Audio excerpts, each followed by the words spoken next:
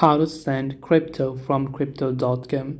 If you want to send crypto from crypto.com, it is actually quite very simple to do so.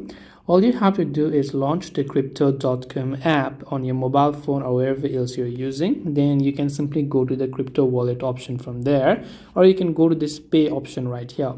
After you do that, on the next page it will ask you whether you want to deposit or withdraw. But since we're trying to send crypto from crypto.com, we will select the option called withdraw.